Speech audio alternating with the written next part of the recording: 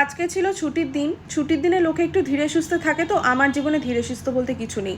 সকাল সকাল সমস্ত কাজকর্ম সেরে আমরা বেরিয়ে পড়েছিলাম। তবে কি করতে বেরিয়েছিলাম জানো? শপিং করতে। এত বাইরে গরম, এদিকে হালকা ফুলকা বৃষ্টিও পড়ছে, তবে গরমের থেকে কোনো রেহাই নেই। একদমই ভালো লাগছিল না, প্রচণ্ড কষ্ট হচ্ছিল। তো ফার্স্টে জুডিওতে গেছিলাম। জুডিওতে খুব একটা ভালো লাগেনি জিনিসপত্র বলে সেখান থেকে আমরা অ্যাক্সেস মলে জুডিওতে চলে গিয়েছিলাম।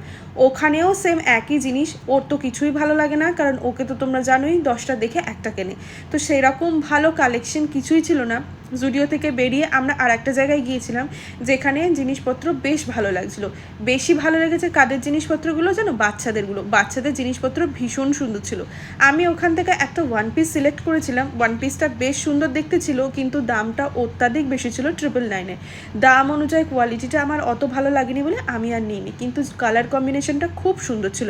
এই ওয়ান পিসটা, তো এটার কোয়ালিটিটা না খুব একটা ভালো লাগেনি, কারণ এটা কটনের মধ্যে ছিল না। আর গরমের মধ্যে কটন না হলে তো কিছুই ভালো লাগে না। ওখান থেকে আমি একটু সাংসারিক জিনিসপত্র দেখতে গিয়েছিলাম। কিছু পা মোছা দেখছিলাম, কিছু বেডশিট দেখছিলাম, আর তার সঙ্গে বাচ্চাদের খেলনা দেখছিলাম।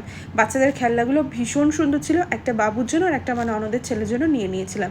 ফাইনালি আমাদের জিনিসপত্র কেনাকাটা করে নিয়ে আমি বাইকে উঠে পড়েছিলাম। তারপর একটু শান্তি পেয়েছি, কারণ প্রচণ্ড গরম, তো তার সঙ্গে বাইকের হাওয়াটা লাগলে বেশ ভালো লাগে। টাটা।